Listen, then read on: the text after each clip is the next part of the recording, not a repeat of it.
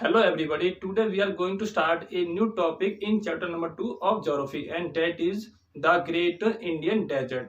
Great Indian desert को हम Thar desert भी कहते हैं। आज के इस वीडियो में हम स्टडी करेंगे थार डेजर्ट का फॉर्मेशन कैसे हुआ, इसके कौन कौन से फीचर्स हैं, इसमें कौन कौन सी वेजिटेशन पाई जाती है एंड कौन कौन से एनिमल्स पाए जाते हैं। इन सब चीज़ों को हम डीपली स्टडी करेंगे। तो आइए स्टार्ट करते हैं आज का टॉपिक। हमारा जो टॉपिक है उसका नाम है द ग्रेट इंडियन डेजर्ट। तो आइए स्टडी करते हैं इसके बारे में। First point, it is also known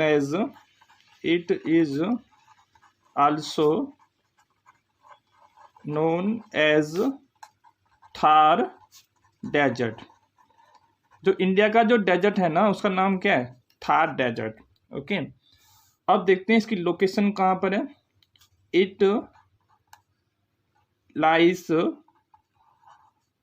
toward the western margin of the Aravalli hills. Rajasthan में अरावली हिल्स हैं, उसकी वेस्ट साइड में जो एक डेजर्ट पाया जाता है उसका नाम क्या है? थार डेजर्ट। इंडिया के इस मैप में आप देख सकते हैं कि यहाँ पर अरावली हिल्स हैं। ओके, अरावली की जो रेंज है उसकी वेस्ट साइड में एक बहुत बड़ा डेजर्ट पाया जाता है, उसे हम कहते हैं ग्रेट इंडियन डेजर्ट एंड उसका एक पॉपुलर नेम क्या है? Thar desert. Point number next, it is अनडुलेटिंग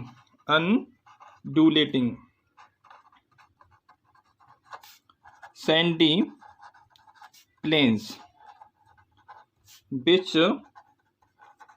covered a vast area। Thar desert जो है एक अनडुलेटिंग सैंडी प्लेन है। इसका मतलब हुआ कि वो एक लहराता हुआ सैंडी प्लेन है, लहराता हुआ सैंड का प्लेन है जिसने एक बहुत बड़ा एरिया कवर कर रखा है। और हम देखते हैं कि इसने कितना एरिया कवर कर रखा है। It cover areas of about 2,60,000 square kilometre. इसने जो एरिया कवर कर रखा है 2,60,000 का एरिया कवर कर रखा है। थार डेजर्ट का फॉर्मेशन कैसे हुआ? थार डेजर्ट एक समय में हरा भरा मैदान था एंड बाद में ये एक डेजर्ट में तब्दील हो गया। तो ऐसा क्यों हो गया? पहले के ज़माने में थार डेजर्ट में भी प्लांट्स थे एंड ट्रीज थे। फिर क्या हुआ, समय के साथ साथ इस एरिया में बहुत कम बारिश होती है, लो रेनफॉल की वजह से। एंड यहाँ पर एक चीज़ और हुई, ओवर ग्रेजिंग बाई कैटल। एक तो यहाँ बारिश कम हुई और दूसरा यहाँ पर ओवर ग्रेजिंग की गई कैटल्स के द्वारा से। तो क्या हुआ, ये एरिया जहाँ पर प्लांट्स थे, पेड़ पौधे थे, वो आज एक सैंड में तब्दील हो गया और इस एरिया में आज कोई प्लांट देखने को नहीं मिलता। तो हम कह सकते हैं कि यहाँ पर बारिश की कमी होने की वजह से डेजर्ट का फॉर्मेशन हुआ। लो रेनफॉल के साथ साथ यहाँ पर ओवर ग्रेजिंग भी की गई थी कैटल के द्वारा से, इसलिए यहाँ पर कोई वनस्पति, कोई प्लांट्स, कोई पेड़ पौधा पाया नहीं जाता, इसीलिए यहाँ पर डेजर्ट का फॉर्मेशन हो गया। Point number next, Thar desert receive scanty rainfall. इस एरिया में बहुत कम बारिश होती है। Scanty means very less. इस एरिया में कितनी बारिश होती है? अबाउट 100 mm से लेकर 150 mm एनुअली। ओके, तो Thar desert receive scanty rainfall of about 100 mm to 150 mm annually. इतनी कम बारिश यहाँ पे होती है। अब इतनी कम बारिश क्यों होती है? प्लांट्स नहीं है इसलिए कम बारिश होती है, और हम कह सकते हैं यहाँ पर बारिश नहीं हुई इसी वजह से प्लांट भी नहीं है। तो दोनों चीज़ एक दूसरे के ऊपर डिपेंड है कि बारिश ना होने की वजह से प्लांट नहीं है एंड प्लांट के ना होने से बारिश नहीं होती है। Point number next, Thar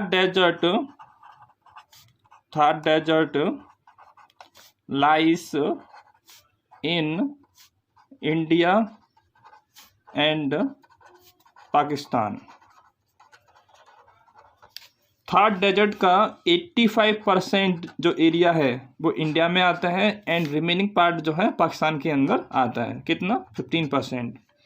India में ऐसे कौन कौन से स्टेट्स हैं जहाँ पर थार डेजर्ट का एक्सपेंशन है? तो आप देख सकते हैं Thar desert spread in the states of Rajasthan, Gujarat, some part of Haryana. Okay. And Pakistan में कौन कौन से स्टेट्स हैं जहाँ पर आपका थार डेजर्ट फैला हुआ है? तो आप लिख सकते हैं सिंध एंड पंजाब। ये कौन सा एरिया है? ये पाकिस्तान का एरिया है। ठीक है।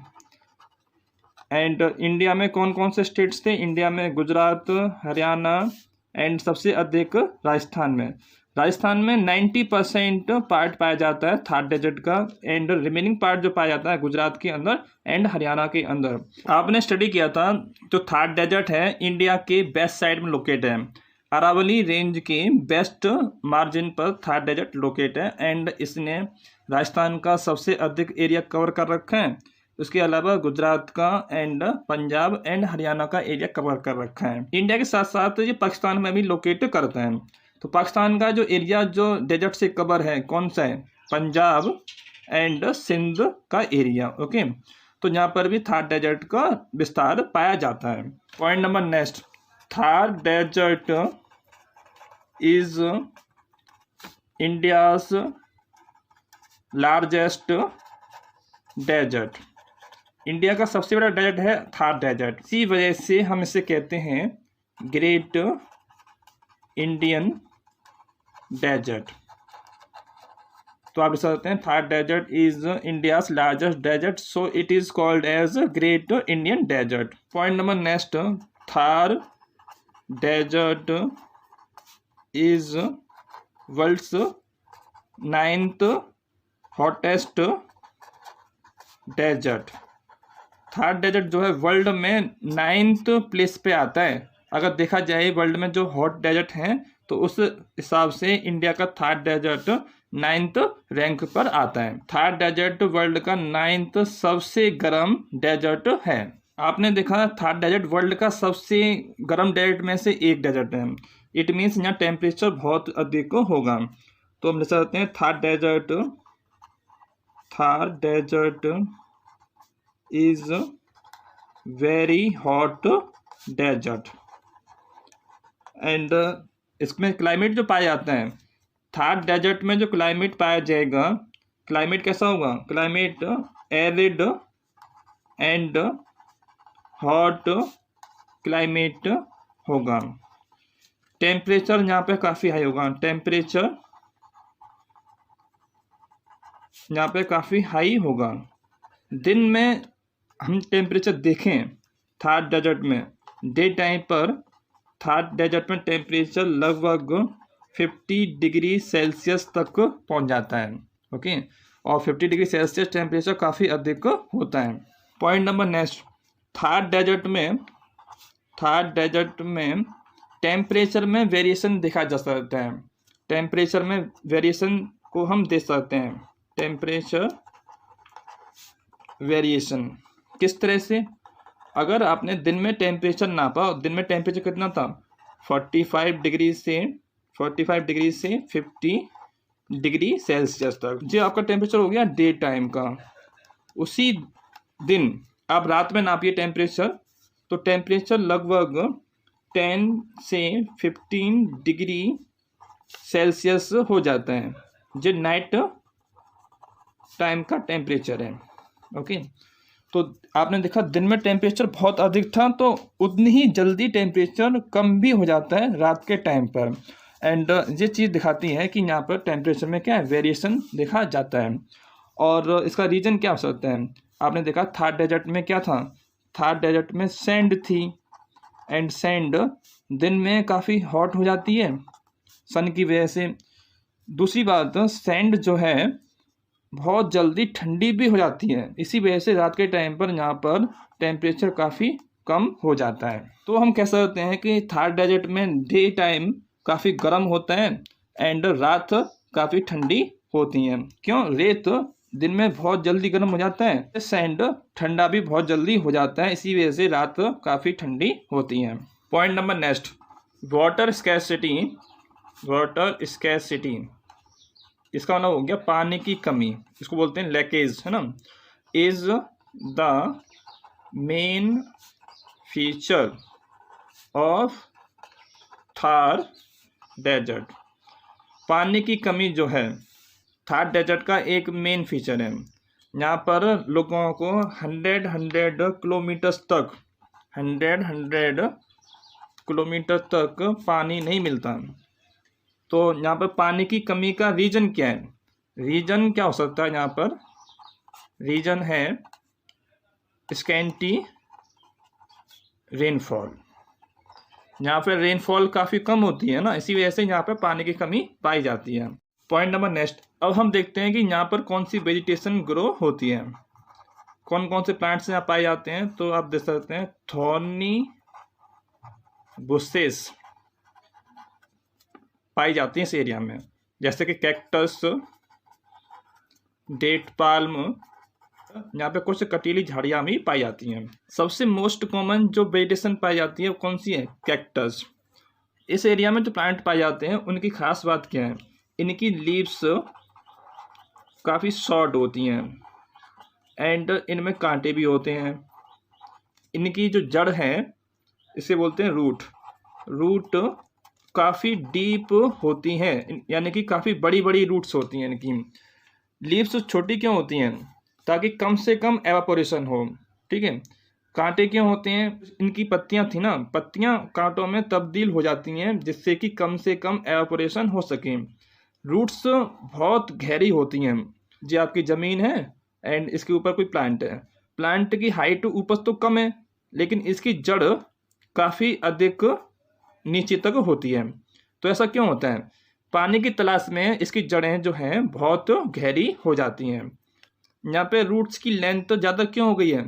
पानी की तलाश में रूट्स नीचे की तरफ मूव करती हैं, उन्हें पानी मिलता नहीं है तो ये और मूव करती हैं, फिर इन्हें पानी मिलता नहीं है तो ये और आगे मूव करती हैं। इस वजह से इनकी जो लेंथ है काफ़ी बड़ी हो जाती है। पॉइंट नंबर नेक्स्ट, अब हम देखते हैं थार डेजर्ट में कौन कौन से एनिमल्स पाए जाते हैं। एनिमल्स को हम फौना भी कहते हैं। तो अब हम देखते हैं कौन कौन से यहाँ पे एनिमल्स पाए जाते हैं। सबसे मोस्ट इम्पोर्टेंट जो एनिमल पाया जाता है उसका नाम क्या है? कैमल।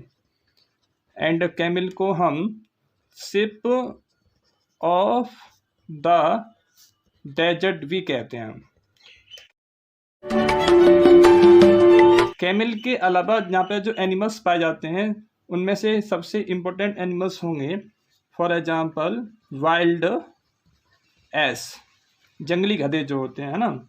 इसी तरह से यहाँ पर desert cat, black buck and cobra, rats,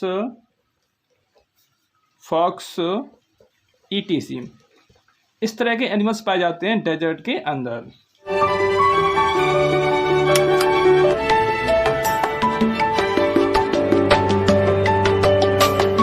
point number next, अब हम देखते हैं थार डेजर्ट में कौन कौन सी इंपॉर्टेंट रिवर पाई जाती हैं। थार डेजर्ट में सबसे इंपॉर्टेंट रिवर जो पाई जाती है उसका नाम है लूनी रिवर।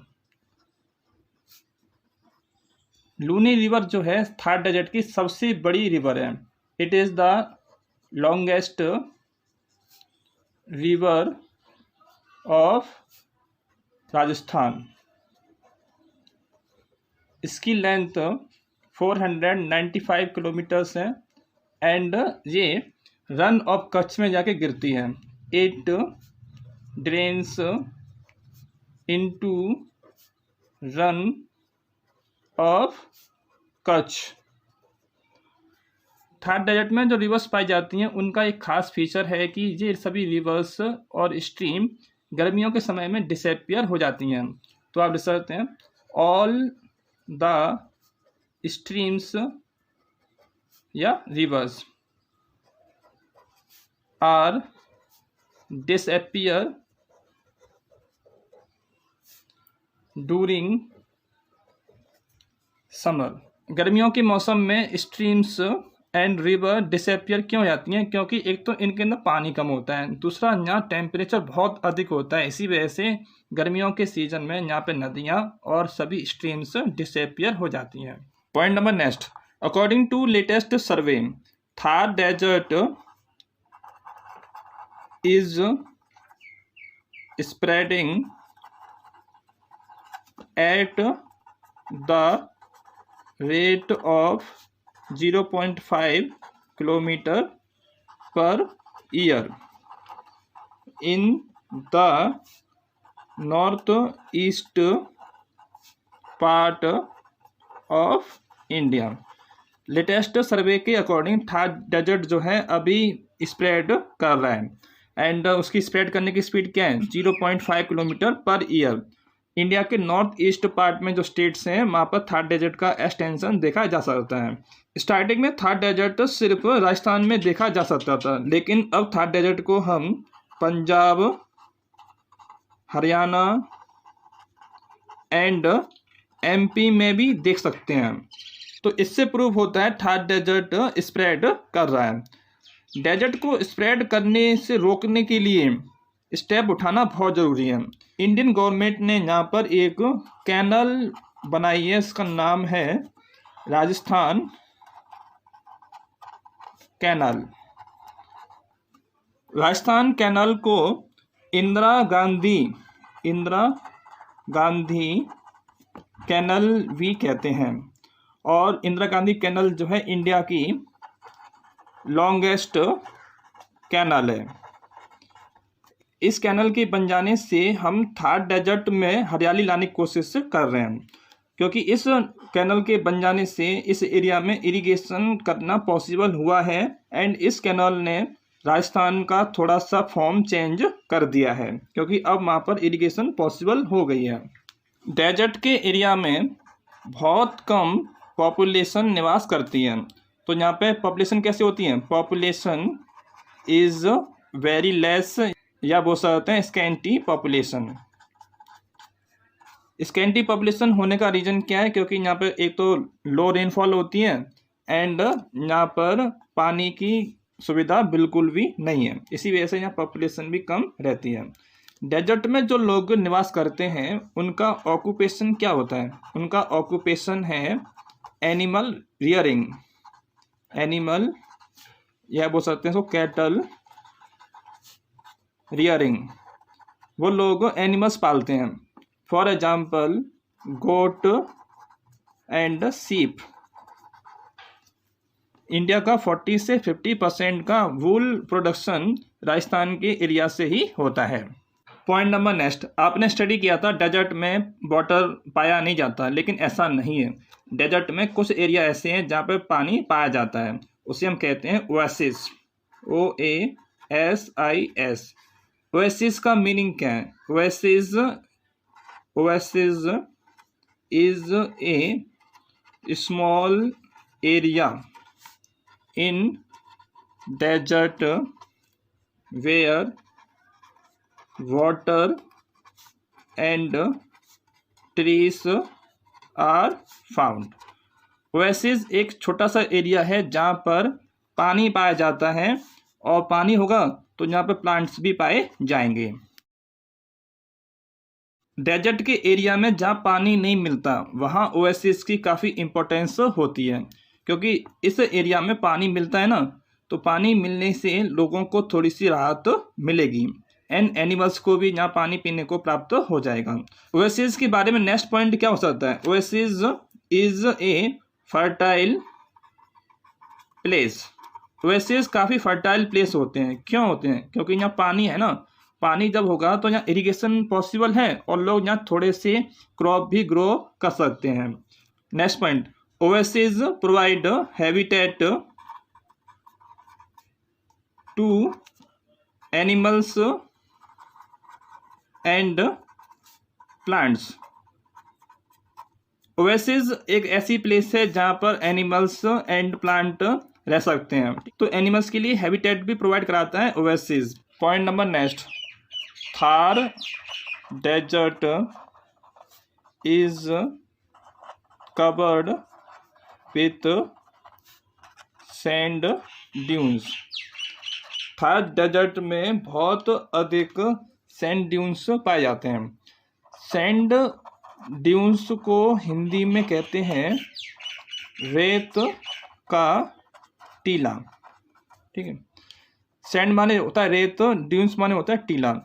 तो रेत के जो टीले बन जाते हैं उन्हीं को हम कहते हैं सैंड ड्यून्स। एंड राजस्थान की खास फीचर होता है सैंड ड्यून्स का पाया जाना। सैंड ड्यून का फॉर्मेशन कैसे होगा? सैंड ड्यून का फॉर्मेशन होता है मूविंग एयर से। जब एयर की स्पीड ज़्यादा होती है, एयर की स्पीड ज़्यादा होगी तो क्या होगा, एयर जब मूव करेगी तो अपने साथ में सैंड के पार्टिकल्स को उड़ाएगी, है ना। तो जब एयर आगे पहुंचती है, एयर अपने साथ में सैंड की पार्टिकल्स को उड़ाते हुए ले जाती है। कुछ दूर जाने के बाद एयर इन पार्टिकल्स को इस एरिया में जमा कर देगी एंड यहाँ पर एक बहुत बड़ा रेत का टीला बन जाएगा। ठीक है, उसे हम कहेंगे सैंड ड्यून्स। एयर ने इस एरिया से सैंड के पार्टिकल्स को उड़ाया, ठीक है, एंड ले जाकर इस एरिया में पार्टिकल्स को इसने जमा कर दिया। तो इस एरिया में जो सैंड के पार्टिकल्स जमा हो गए, एक ऊंचा ढेर लग गया ना इसका, तो उसे हम कहते हैं सैंड ड्यून्स। ओके, तो इस तरह का फॉर्मेशन पाया जाता है डेजर्ट में, और इस ऊंचे से ढेर को जो कि रेत का बना हुआ है उसे हम कहते हैं सैंड ड्यून्स। थार डेजर्ट में जो सैंड ड्यून्स पाए जाते हैं, सबसे इम्पोर्टेंट सैंड ड्यून्स का जो टाइप है कौन सा है? बारकान टाइप का सैंड ड्यून्स यहाँ पाया जाता है। बारकान क्या चीज़ होती है? बारकान एक क्रीसेंट के शेप का सैंड ड्यून है। क्रीसेंट का मतलब होता है आधा चंद्रमा। तो आप देख सकते हैं कि इसका शेप कैसा है, आधे चंद्रमा की तरह है ना। आप देख सकते हैं इसका शेप इस तरह से है। तो ये क्या है? आधा चंद्रमा है। एंड इसका फॉर्मेशन कैसे होता है? इसका फॉर्मेशन होता है इस तरह से, जब एयर चलेगी ना तो अपने साथ पार्टिकल्स को उड़ाएगी एंड कुछ दूर जाने के बाद में एयर इस साइड पार्टिकल्स को जमा करती जाती है। तो जमा करने के बाद में जो फॉर्मेशन का निर्माण होगा उसे हम कहते हैं बारकान। एंड बारकान का जो शेप होता है आधे चंद्रमा की तरह दिखाई देता है। इस साइड से खड़ा होकर कोई इंसान देखेगा ना तो उससे क्या लगेगा कि ये कोई आधा चंद्रमा है। या हम कह सकते हैं कि इसका जो शेप है ना, इंग्लिश के सी लेटर की तरह, इंग्लिश का जो सी लेटर बनता है ना उस तरह का इसका शेप होता है। बारकान जो है फास्ट मूविंग सैंड ड्यून्स होते हैं जो एक जगह से दूसरी जगह मूव करते रहते हैं। इनका जो साइज़ है, इनका साइज़ छोटा भी हो सकता है एंड इनका साइज़ बड़ा भी हो सकता है। इनका साइज़ कुछ मीटर बड़ा हो सकता है एंड इनका साइज़ 100 मीटर तक भी हो सकता है। यानी कि इनका साइज़ कुछ मीटर, जैसे फॉर एग्जांपल 1 मीटर 2 मीटर तक हो सकता है एंड इनका साइज़ 100 मीटर्स तक 200 मीटर तक भी हो सकता है। तो छोटे भी हो सकते हैं एंड बहुत बड़े भी हो सकते हैं। तो बारकान क्या चीज़ है? बारकान एक क्रिसेंट यानी कि आधे चंद्रमा की शेप जैसा सैंड ड्यून्स होता है। सैंड ड्यून का मतलब क्या हो गया? रेत का टीला। बारकान इंग्लिश के सी लेटर की तरह दिखाई देता है। बारकान बहुत फास्ट मूविंग सैंड ड्यून्स होते हैं जो एक प्लेस से दूसरी जगह मूव करते रहते हैं। इनका साइज छोटा भी हो सकता है एंड इनका साइज बहुत बड़ा भी हो सकता है। पॉइंट नंबर नेक्स्ट, डेजर्ट में बारकान के अलावा लॉन्गिट्यूडनल सैंड ड्यून्स भी पाए जाते हैं। लॉन्गिट्यूडनल सैंड ड्यून्स को हम इंडिया पाकिस्तान के बॉर्डर के पास में देख सकते हैं। अगर हम जैसलमेर के एरिया में जाते हैं तो उस एरिया में हमें क्रिसेंट शेप के सैंड ड्यून्स मिलते हैं जिसे हम कहते हैं बारकान्स। तो आज के इस वीडियो में आपने स्टडी किया डेजर्ट के बारे में। डेजर्ट का मेन फीचर क्या है, आप कैसे पहचानेंगे कि डेजर्ट है? डेजर्ट की पहचान होती है सैंड ड्यून्स से। अगर आपको किसी एरिया में सैंड ड्यून्स दिखाई दे रहे हैं, रेत के बड़े बड़े टीले दिखाई दे रहे हैं आपको, तो आप कह सकते हैं कि ये एरिया कैसा है, डेजर्ट का एरिया है। जिस एरिया में बारिश कम होती है, जिस एरिया में कैक्टस अधिक पाए जाते हैं, जहाँ टेम्परेचर बहुत अधिक होता है, जहाँ पर बहुत ज़्यादा रेत ही रेत होता है, ऐसे एरिया को आप कहते हैं डेजर्ट। तो इस तरह से आपने इंडिया के डेजर्ट के बारे में काफ़ी डिटेल में स्टडी किया। इसी के साथ में डेजर्ट का टॉपिक कंप्लीट होता है। आई होप आपको डेजर्ट का टॉपिक इजीली समझ में आ गया होगा। आज के इस वीडियो में सिर्फ इतना ही। Thank you.